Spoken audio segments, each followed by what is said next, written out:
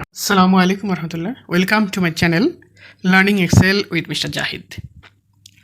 এখানে এক্সেলের ছোট্ট একটি টিপস শিখব আমরা। অনেক সময় এক্সেলের মধ্যে কোনো সেলের মধ্যে কমেন্ট বা হিডেন কমেন্ট দরকার হয়, যেখানে দুটো লিস্ট আছে, যে আমরা দুটা কলাম দেখতে পাচ্ছি, কার্সর নেওয়ার সাথে সাথে তার ডেজিগনেশন শো করতেছে। এখানে দেখতে এক্সট্রা ম্যানেজার, এখানে যখন আসছি ডিজিএম, এখানে যখন আসছি এজিএম, এরকমভাবে ডেজিগনেশন পরিবর্তন হচ্ছে। এখানে আসলে ডেজিগনেশন এবং ছবি দুটোই শো করতেছে। অর্থাৎ আবার একসাথে যদি সবগুলো আমি শো করতে চাই, তাহলে যে এখানে গিয়ে রিভিউ মেনুতে শো অল ট্যাব, তাহলে সবগুলো এরকম যত কমেন্ট আছে সবগুলো শো করতে থাকবে। কোথায় কী আছে একসাথে আমরা দেখতে পারবো। আবার এখানে সব শো করতেছে। আবার হাইড করতে চাই, এখানে বন্ধ করে দিলে সবগুলো বন্ধ হয়ে যাচ্ছে। Show all comments, show all কমেন্টসে বারবার ক্লিক এবং আবার ডাবল ক্লিক দিলে সেটা চলে যাবে। এই কাজটা আমরা কীভাবে করব? আর এই লিস্টের মধ্যে সুন্দর করে কমেন্টগুলো আসবে এবং সেটা আমরা যে প্যাটার্নে যেভাবে চাইবো সেভাবে দিব। তো এখন এখানে নতুনভাবে আমরা দেখি, এখানে কমেন্টের নিউ কমেন্ট ওপেন করার পরে ইউজিআর যেটা লেখা ছিল বাই ডিফল্ট ওটাকে আমরা ডিলেক্ট করে দিলাম। এরপর আমি এখানে লিখে দিলাম ম্যানেজার। ম্যানেজার লেখা শেষ। এরপরে আমি এটার কালার পরিবর্তন করতে চাই, তাহলে প্রথমে সিলেক্ট করব, এরপরে রাইট বাটন ক্লিক করব। রাইট বাটন ক্লিক করার পরে ফরম্যাটিংয়ে যাব। ফরম্যাটিংয়ে যাওয়ার পর এখানে যে অটোমেটিক যে অপশানটা আছে, এখানে কালার আছে, এই স্টাইল আছে, তারপর বিভিন্ন স্টাইল দিতে পারবি, কালার দিতে পারবো। এখানে শুধু কালারটা নিলাম, এখানে টেক্সট কোন কালার সেটা দেখাচ্ছে, ওকে দিয়ে দিলাম। ওকে দেওয়ার পর এখানে কালারটা হয়ে গেছে, ডেজিগনেশন। এরপর বক্সটাকে তার সাইজ মতো ছোটো করে দিলাম, লেখাটা যতটুকু টেক্সট যতটুকু সে অনুসারে ছোটো হয়ে গেল। এখানে কার্সর নিলেই দেখা যাচ্ছে। বা ওখানে যদি ব্যাকগ্রাউন্ড যে কমেন্ট থাকবে, সেই কমেন্টের ব্যাকগ্রাউন্ড কীভাবে চেক করবো, এটা তো আমরা টেক্সট দেখলাম। ব্যাকগ্রাউন্ড চেক করার জন্য সেটা আমরা কীভাবে করতে পারি সেটা আমরা দেখব। এখানে রাইট বাটন ক্লিক রেখে ইনসার্ট কমেন্ট যেখানে যে অপশানটা আছে এখান থেকেও আমরা করতে পারি, অথবা রিভিউ মেনুতে যেখানে ওই যে উপরে নিউ কমেন্ট লেখা আছে, নিউ কমেন্ট ওখানে দেখা যেতে পারে, অথবা রাইট বাটন ক্লিক করেও দেখতে পারি। দুটো একই জিনিস, যেখান থেকে ইচ্ছা আমরা এটা ইউজ করতে পারি। এখানে নিউ কমেন্ট দিলাম, দেওয়ার পরে সরাসরি এখানে বক্সটা চলে আসলো। এখন আমি ব্যাকগ্রাউন্ডটা চেঞ্জ করব।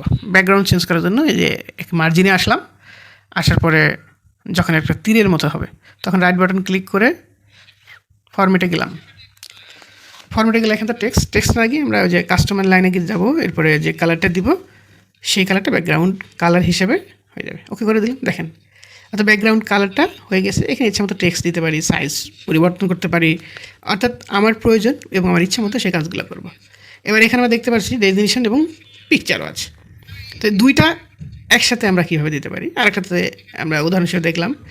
জাস্ট আগের মতোই ইনসার্ট কমেন্ট অথবা নিউ কমেন্ট, রিভিউ মেনু থেকে নিউ কমেন্ট, দুটার একটা যে কোনোটাতে গেলে আমাদের হয়ে যাবে।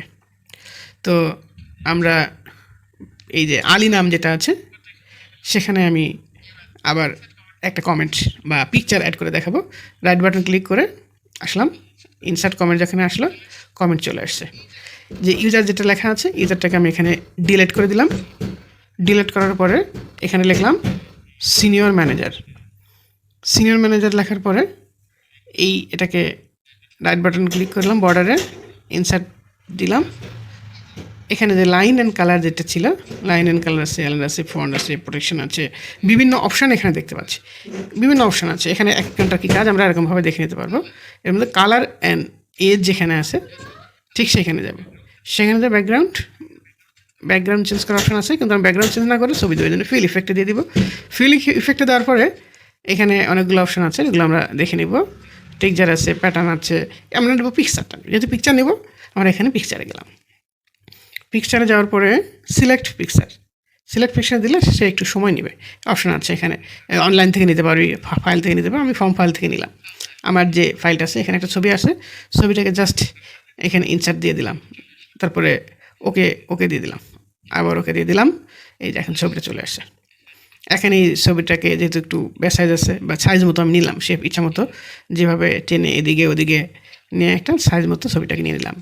এখন এখানে টেক্সটটাকে ছবির সাথে মোছা যাচ্ছে না, তো কালারটাতে টেক্সট চেঞ্জ করে দিই ডেজিগনেশনের ঠিক আগের মতোই। ফরম্যাটিংয়ে গিয়ে এখানে এই যে অটোমেটিক কালার যেখানে আছে এখানে কালারটা লাল দিয়ে দিলাম। লাল দেওয়ার পরে ওকে দিয়ে দিলাম। ওকে দিলে এখন চেঞ্জ হয়ে গেছে। ব্যাস এখন আমরা ওখানে কাজটা নিলেই ডেজিগনেশন এবং ছবি একসাথে দেখতে পাচ্ছি। আশা করি আপনারা বুঝতে পারছেন। Thanks for viewing. আর আমাদের basic to advance Excel course অতি শীঘ্রই শুরু হতে যাচ্ছে। এখানে অল্প সময়ে খুব সুন্দরভাবে জুম লাইভ ক্লাসের মাধ্যমে আপনাদের শেখানো হবে। ক্লাস শুক্র শনি বা রাতে হবে, শুধু রাতের বেলা, সে সবাই এখানে সময় পাবেন। সো ভর্তির লিঙ্কে ক্লিক করে ভর্তি সম্পর্কে বিস্তারিত জেনে নিন।